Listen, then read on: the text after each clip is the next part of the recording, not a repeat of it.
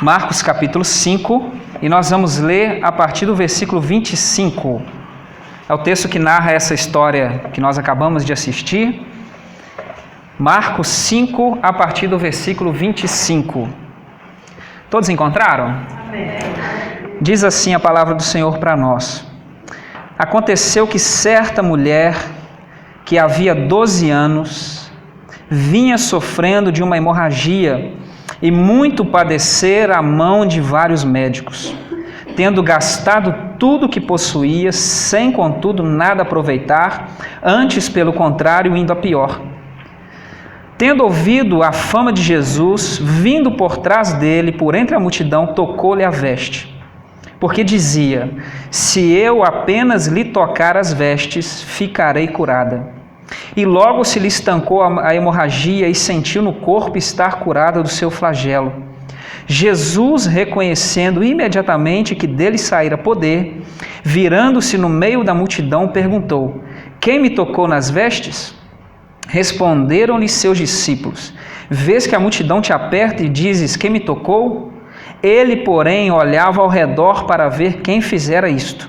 Então a mulher, atemorizada e tremendo, cônscia do que nela se operara, veio, prostrou-se diante dele e declarou-lhe toda a verdade. E ele lhe disse: filha, a tua fé te salvou. Vai-te em paz e fica livre do teu mal. Amém. Amém. Feche seus olhos mais uma vez. Eu queria orar por você. Pai, nós agradecemos a Deus por esta palavra que lemos e há pouco vimos encenada, cantada. Nós agradecemos a Deus porque o Senhor é esse Deus maravilhoso que anda no meio da multidão e está atento às nossas dificuldades. Nós agradecemos a Deus e te louvamos e pedimos que o Senhor continue falando conosco. Agora, através desta palavra, desse texto e desta reflexão, em nome de Jesus. Amém. Amém. Você pode se assentar? Nós acabamos de ver esta encenação, através da canção e do teatro, dessa história. A história desta mulher, ela não é apresentada com um nome, mas apresentada com uma dificuldade. O texto vai dizer para nós, como nós acabamos de ver e de ler, que é uma mulher que tinha uma grande dificuldade. Ela vivia numa sociedade e essa dificuldade trazia para ela um problema muito maior do que simplesmente uma demanda física. Nós sabemos que qualquer doença, qualquer dificuldade, qualquer limitação física já traz para nós dificuldade. Nós já temos problemas por causa disso. Basta uma dor de cabeça e a gente sabe como é ruim. Mas além do problema físico por si só representar uma dificuldade, trazer para nós um problema, essa mulher está inserida num contexto, um contexto social, religioso, problemático para a situação na qual ela estava. Levíticos capítulo 15, no livro de Levíticos capítulo 15, nós temos uma descrição religiosa, social, que mostra para nós a gravidade com a qual essa mulher tinha que lidar. Por quê? É uma mulher que tinha um distúrbio ginecológico, da qual ela tinha um sangramento constante e por isso estava considerada pela sociedade / religião como uma mulher completamente impura. Havia na tradição, por si só, a mulher no período menstrual era considerada uma mulher impura. Agora pense uma mulher que sofre de um distúrbio ginecológico constante, permanente, que atrapalha a sua vida, a sua vivência e faz com que ela não fique impura simplesmente naquele período normal, habitual, mas ela vem já durante anos, e a lei vai dizer isso, se uma mulher sofre constantemente com esse problema, ela é impura até resolver o seu problema. E o texto vai dizer para nós que ela sofre desse problema por 12 anos. 12 anos. E a descrição que nós temos em Levítico vai dizer que tudo que essa mulher tocasse, ou qualquer outra que sofresse de um problema parecido, tudo que ela tocasse ou fosse encostado nela, tornava-se impuro. e deveria obedecer todo um ritual de sacrifício, de purificação. A maioria durava quase uma semana, você tinha que esperar quase 7 dias para algumas causas, e ao final de 7 dias oferecer um sacrifício para aí sim, no 8º dia, ser considerado puro novamente. Então, de pessoas a objetos públicos e privados, esta mulher estava fechada, impossibilitada de desfrutar. A sua cama, os seus utensílios, pessoas, filhos, maridos, etc. Tantos meios, tantos objetos, tantas situações.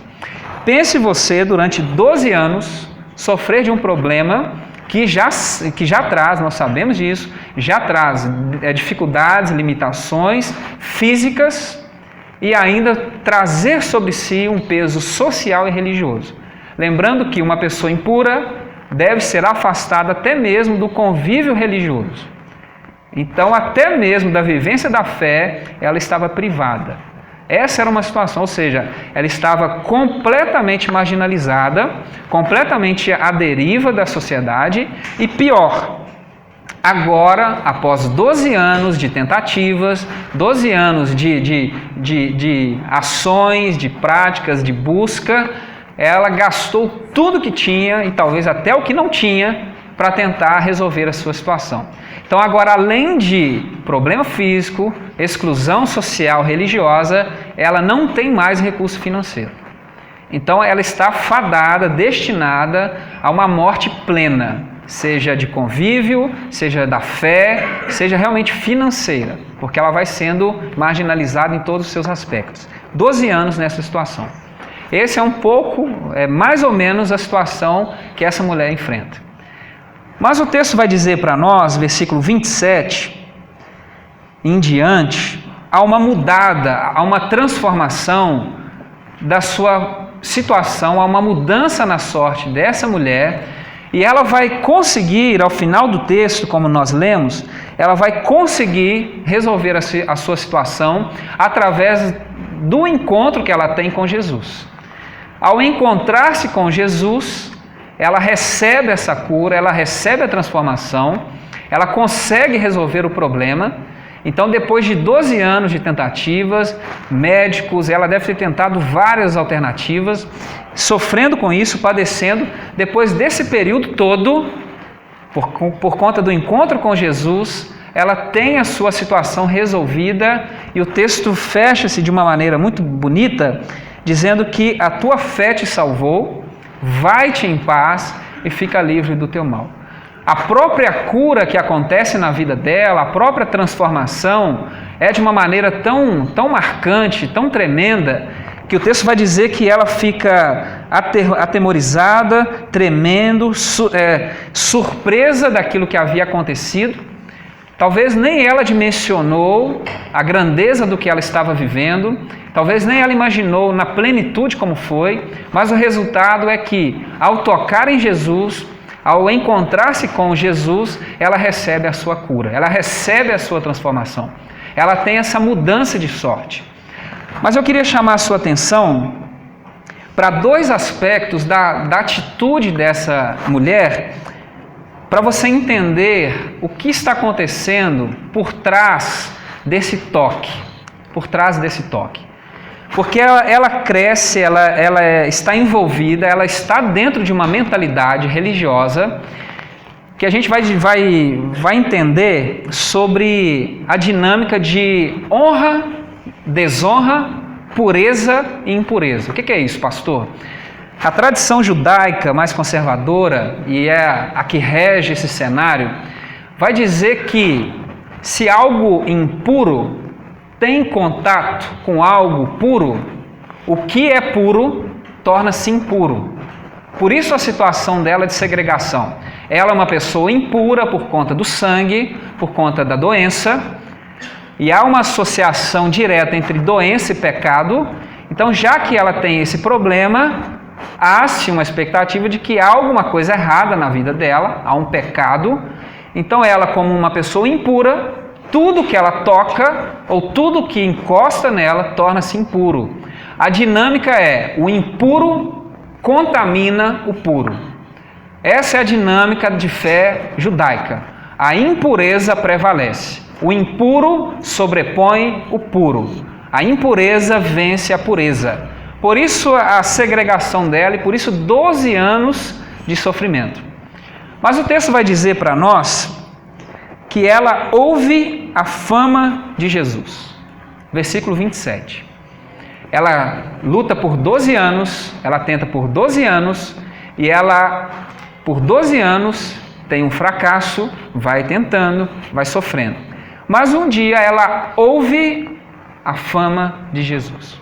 Ela ouve falar de um tal de Jesus que está andando pela Galileia, Samaria, Judéia, que está encontrando com pessoas, senta com pecadores, vai na casa de pessoas excluídas, cura doentes, expulsa espíritos imundos, ensina, senta com pessoas comuns, ou seja, ela começa a ouvir falar, e a gente tem que lembrar que nós estamos no capítulo 5 de Marcos, e Jesus aparece no capítulo 1, a cena que a gente viu aqui do batismo acontece no capítulo 1, João Batista anuncia e tem essa experiência do batismo, do anúncio da chegada desse Messias, e esse Messias, imediatamente após o batismo, começa a pregar, a proclamar, e o texto de Marcos vai mostrando para nós que Jesus vai andando, encontrando pessoas e causando escândalos. A grande pergunta que vai aparecendo é: esse cara senta com pecadores, come com excluídos, ele cura, e um dos episódios mais marcantes de Marcos está no capítulo 2, que é a cura do paralítico de Cafarnaum. É um texto marcante porque há uma discussão por trás desse texto, dessa cura, aquele em que 4 amigos levam um jovem, chega numa casa em que Jesus está pregando, a casa está cheia, e eles passam com o jovem pelo telhado, eles abrem o telhado, descem com o jovem, e quando esse jovem se aproxima de Jesus, eu penso, tudo que ele queria é andar. Ele quer a cura. Os jovens estão levando esse paralítico para receber uma cura. E aí Jesus olha para aquele jovem que está ali, foi levado com 4 amigos, olha para aquele jovem e fala assim: teus pecados estão perdoados. Teus pecados estão perdoados. E aí há uma inquietação por conta dos fariseus, dos escribas, porque, como eu disse, há uma mentalidade de que doença e pecado são duas coisas fundidas. Então, se ele é paralítico, é porque ele é pecador. A grande pergunta de João 9, do cego: quem pecou, ele ou os pais, para que nascesse cego? Se não foram os pais, ele pecou no útero, então ele chutou a mãe por dentro, então Deus o puniu, então ele nasce. Essa ideia. Então, quando Jesus diz ao paralítico: os teus pecados estão perdoados, e ele continua paralítico, Jesus está tirando, ele está desvinculando doença de pecado, necessariamente. Ele está desvinculando. Ele é perdoado e continua paralítico. E aí há uma cena que Jesus percebe, há um cochicho, há uma inquietação por conta dos escribas. Por quê? Quem é esse cara para dizer que ele tem autoridade para perdoar pecado? Esse cara é louco. Por isso que no capítulo 3, a própria família de Jesus, diante das coisas que ele faz e fala, vão atrás dele desesperados e falam assim: não dá muita ideia não, porque ele não bate bem da cabeça, ele está fora de si. Então não dá muita moral porque ele está falando não, porque ele está meio fora de si. Porque o que Jesus fala é muito grave. Há uma fé de que é o templo, o sacrifício de animais, que é o responsável direto, através do sacerdote, para perdão de pecados. Aí aparece um camarada da Galileia, um camponês, vulgo pé rapado, pobre, que está andando por lá, e chega e fala assim: os teus pecados estão perdoados.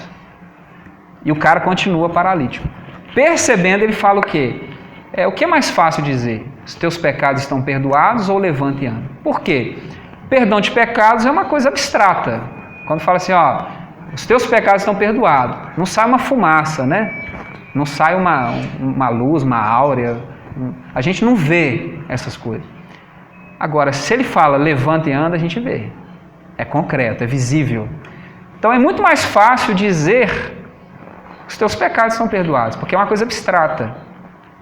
Não é uma coisa inicialmente visível. O resultado disso a gente vê. para que saibais que o Filho do Homem tem autoridade do céu e da terra para perdoar pecados, já que eu disse que o pecado está perdoado, supostamente mais fácil, eu digo então, levanta e anda. Imediatamente, aquele jovem levanta e anda. Para dizer o quê? Do mesmo jeito que eu tenho autoridade para perdoar pecado, eu tenho autoridade para curar.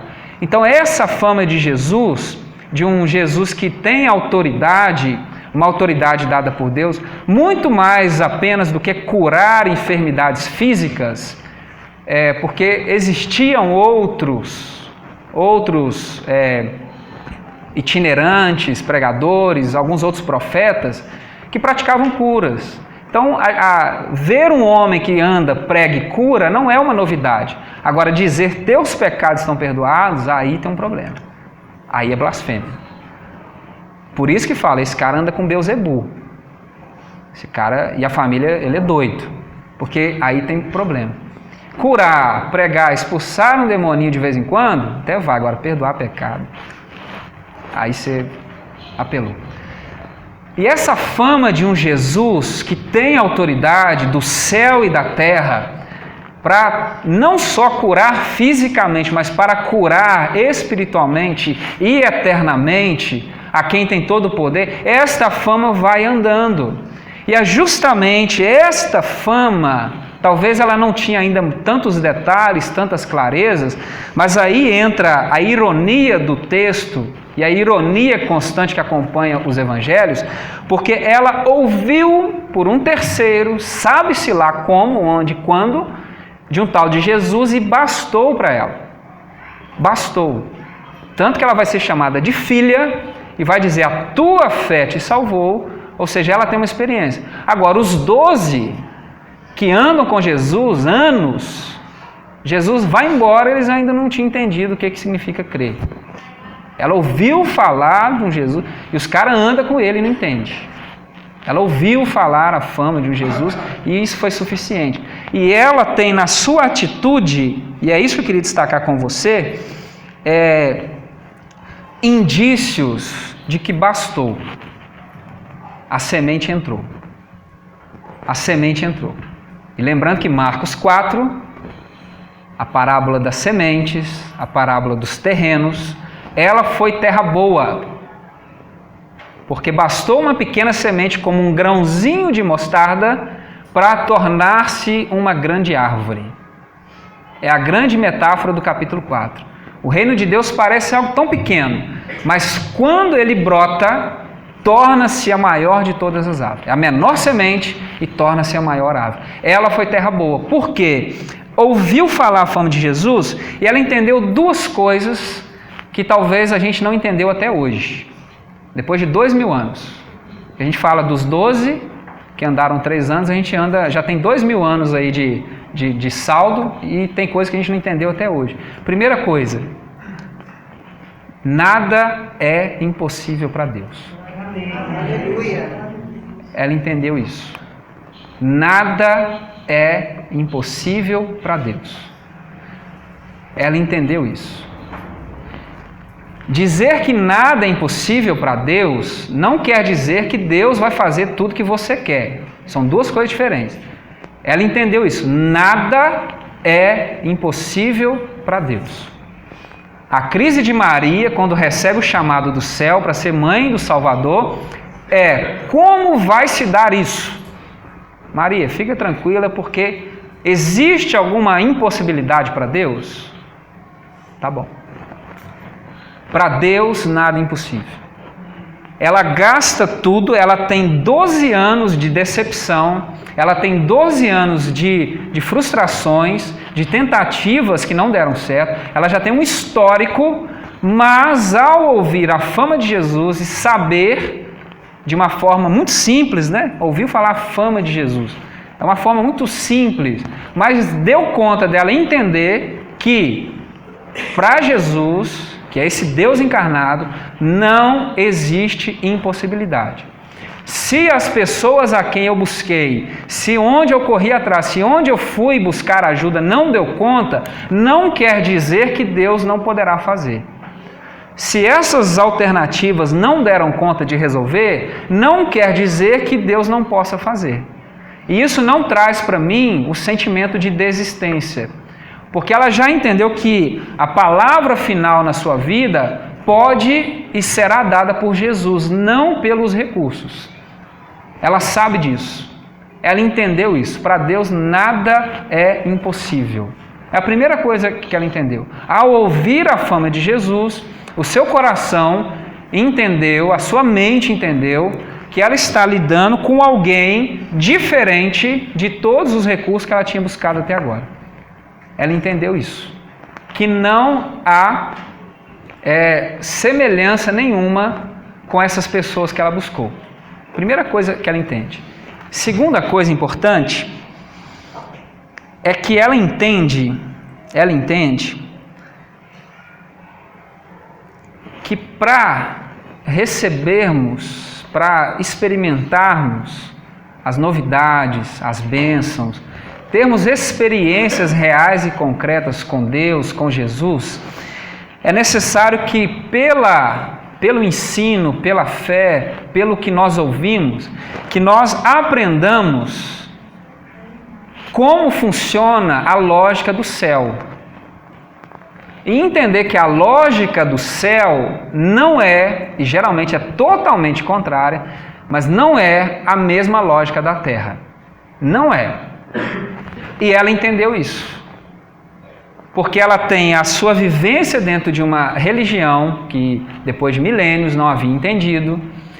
A dinâmica de impureza contaminando pureza, a dinâmica de honra e desonra, e a dinâmica do sacrifício no sentido de barganhar, de comprar. Por isso ela gasta tudo que tem, ela perde os seus bens, ela investe os seus bens para receber algo de Deus. Então ela não tem mais nada para oferecer, ela não tem recursos financeiros nenhum, e ela está na dinâmica ainda de que a impureza contamina a pureza. Mas quando ela ouve a fama de Jesus, ela entende e é suficiente, isso que assusta a gente, porque ela ouve falar de um Jesus. E ela entende que a lógica do céu não é a lógica da terra. Porque nós queremos, às vezes, vivenciar a nossa vida com Deus do nosso jeito. Do jeito que nós estamos acostumados. Com as nossas lógicas, com as nossas regras, com as nossas tradições, sejam sociais, sejam familiares, sejam econômicas e sociais, e de modo geral, pleno. Nós vamos tendo uma educação, nós temos uma família, nós temos amizades, nós temos as nossas experiências, nós vamos vivendo, nós somos brasileiros, né? Então nós temos as coisas específicas do Brasil, somos mineiros e temos as coisas específicas de Minas Gerais, mas o céu tem as suas regras, o céu tem as suas leis, o céu tem o seu jeito de viver. E o céu não anda na cartilha do homem, não anda na cartilha da mulher, o céu anda na cartilha de Deus. O céu tem o seu jeito de agir. E às vezes, para entrarmos na dinâmica do reino de Deus, nós temos que ter a coragem que essa mulher tem. Por quê? Porque na dinâmica que ela aprendeu e ela viveu até aqui, se ela toca em alguém, ela poderia até ser apedrejada. Pensa você, vamos dizer, você, homem, rico, um dos principais, e ela está aqui na companhia de Jairo, que Jesus está indo para a casa de Jairo, então há uma comitiva, tem um homem poderoso, um dos principais da sinagoga, porque a filha de Jairo está em casa esperando a visita particular. Jesus está indo numa comitiva de um poderoso aqui. Pensa se essa mulher esbarra em Jairo. Pensa. Um cara da sinagoga, um cara da sociedade, da alta classe, das etiquetas, fiel à sua tradição. Pensa se uma mulher toda suja de sangue esbarra nesse cara. Talvez não daria nem tempo. Quando ela fosse, o pessoal já expulsava ela. Porque a dinâmica que envolve Jesus é a dinâmica da impureza que, ao tocar na pureza, estraga a pureza.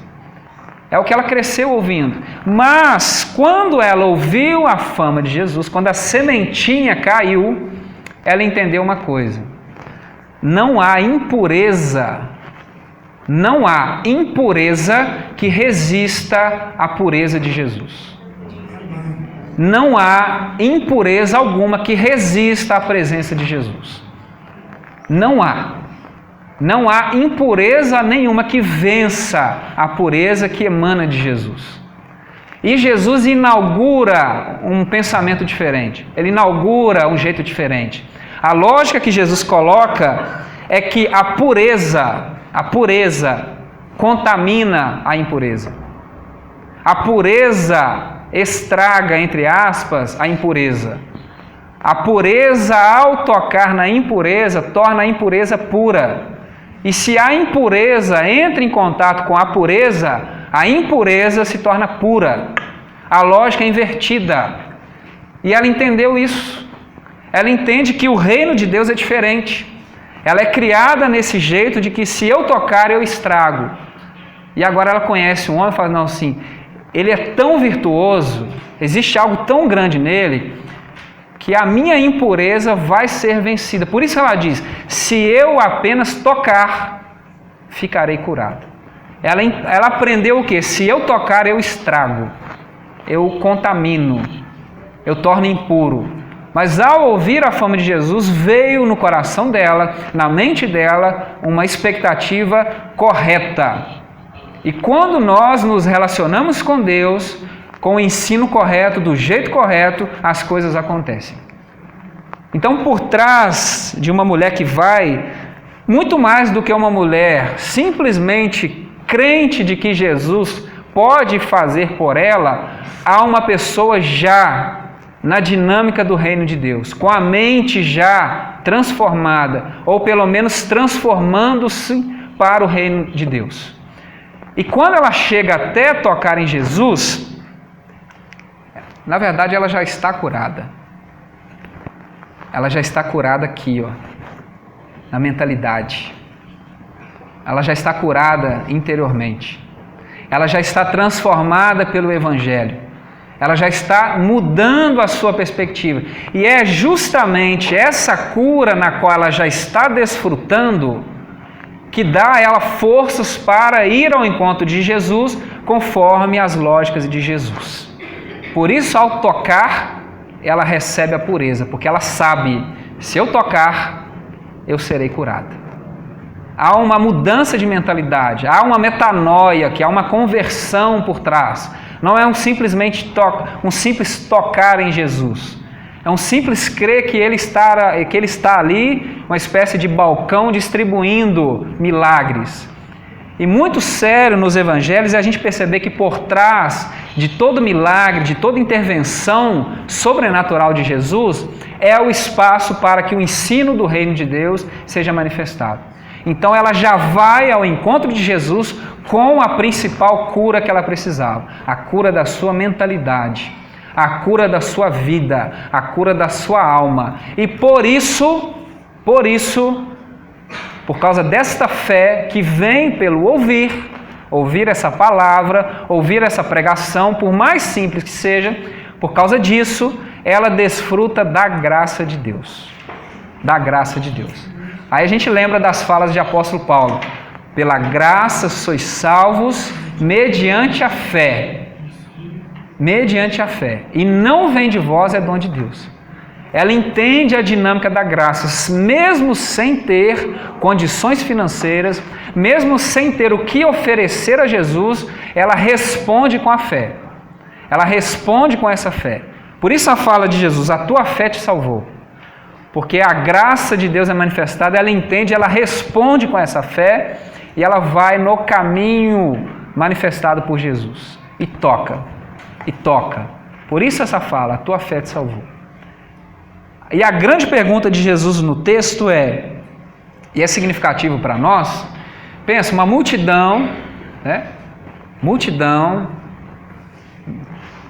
A fama de Jesus espalhou, tanto que ela está ali, todo mundo, aquela comitiva, Jesus para e faz uma pergunta, é a pergunta que eu faço para nós essa noite. Quem me tocou? Quem me tocou? A resposta / pergunta dos discípulos é razoável. Jesus. Está lotado aqui. Todo mundo, né? Todo mundo andando. A multidão está indo. Você pergunta quem te tocou? Uma pergunta sem sentido. Mas a pergunta de Jesus e depois a resposta, que é, ele olhava, né? Que é essa dimensão de que saiu virtude, algo diferente aconteceu, e na versão de Lucas vai ser dito isso, de mim saiu virtude, ou seja, aconteceu algo diferente, manifesta-se aqui uma diferença entre tocar em Jesus, a diferença de toques, de esbarrar, de estar perto, há uma qualidade, há algo diferente, e o que manifesta é a sua fé, fé não numa crença rasa de que ele pode fazer, mas é de entender o que Jesus está fazendo e andar conforme ele quer. É muito mais complexo do que a gente imagina. E essa pergunta de Jesus coloca para nós esse desafio. Tocar em Jesus, como ela tocou, é necessário darmos ouvidos, dar ouvidos, abrir o coração para a palavra de Deus. Não dá para querermos vivenciar a fé em Jesus, o discipulado em Jesus, o caminhar com Jesus, do jeito que nós gostaríamos que fosse, do jeito que nós achamos que deveria ser, do jeito confortável para mim, se não for uma submissão que vem pelo ouvir e ter essa disposição de agir como, porque ela teve que se expor, ela se arriscou, ela entendeu isso, a multidão não. Então ela corre o risco de ser mal interpretada, ser agredida, sofrer algum outro dano, porque ela se arriscou, ela sofre o dano, ela corre o risco. E às vezes a fé é isso, é a gente se lançar. Mas ela sabe que se ela tocar, a vida dela vai resolver. A vida dela vai resolver. E que seja para nós essa expectativa. A palavra de Deus é para nós a maior cura. A maior cura. A fala de Jesus final, ela é marcante, eu encerro com ela, versículo 34. A tua fé te salvou. Há uns domingos atrás eu falei que em vários textos, e nesse texto é significativo, salvar e curar é a mesma palavra. Curar e salvar é a mesma palavra. E é interessante o autor usar esta palavra, que pode ser traduzida por cura e salvação, porque ela recebe algo completo de Deus. Muito mais do que resolver um problema físico, resolver uma dificuldade temporária, resolver um problema terreno. Claro, trazia para ela transtorno, mas era um problema temporário. Jesus resolve um problema eterno. Um problema eterno. Vai, a tua fé te curou, salvou. Essa manifestação. Que essa seja a nossa expectativa. Jesus está constantemente conosco, mas Ele tem para nós essa oportunidade de, pela Sua palavra, pela revelação do Teu reino, pela vivência, por essa ação sobrenatural no meio de nós, abrirmos o nosso coração para aquilo que Ele está falando e aí desfrutar de tudo que Ele tem para nós, através do Seu Evangelho, da Sua palavra. Porque quando a palavra de Deus encontra terra boa, a nossa vida é transformada. A nossa vida é mudada de forma integral, de forma completa. Todas as áreas da nossa vida. E a gente passa a ter outras perspectivas. A gente passa a olhar para frente, olhar para coisas maiores. E eu queria orar por você nessa hora. Eu disse que o tema da noite é Jesus, o médico dos médicos. E nós cremos nesse Jesus. Um Jesus que tem cuidado de nós. Um Jesus que tem misericórdia de nós. Um Jesus que nos ama, mas um Jesus que tem a sua palavra transformadora e vivificadora para nós, capaz de mudar a nossa história. E eu queria convidar você a vir à frente, nós vamos orar por você. Talvez você entrou aqui aflito, aflita, e pensando, eu precisava de um toque. Eu precisava de um encontro. Eu precisava de algo diferente na minha vida. Eu precisava que Jesus liberasse uma virtude, né? Eu queria convidar você a vir à frente, mas com a disposição da mulher aqui, de ouvir, abrir o coração para aquilo que ele tem dito, porque quando a palavra entra, as coisas se transformam.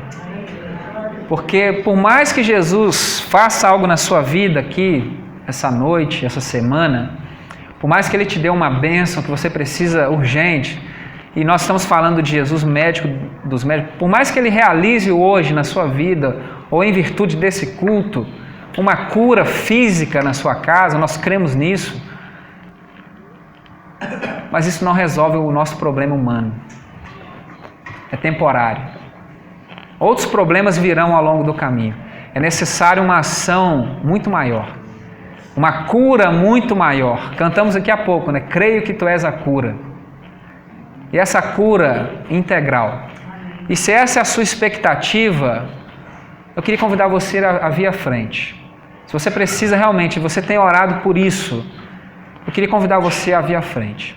E nós vamos orar, pedindo a Deus, Senhor, se há uma necessidade, se há realmente uma ação sua preparada para uma cura física, faça. Mas além disso, cure a nossa alma, cure o nosso espírito, cure o nosso interior, cure a nossa alma, cure a nossa vida por inteiro, para que mesmo que, ainda que, a gente lembra de Abacuque, ainda que no nosso limite terreno, horizontal aqui, não vejamos alguns resultados que nós gostaríamos, Jesus já levantou a nossa cabeça e a gente olha para lá, porque a cura principal veio. Se essa é a sua expectativa, eu queria chamar você a vir à frente e nós vamos orar por esse Jesus, médico dos médicos. Enquanto nós cantamos uma canção, vem à frente, nós vamos orar por você. Não desperdice o seu tempo. Nós vamos orar por você. Vem à frente, nós vamos orar. Jesus está conosco nessa noite.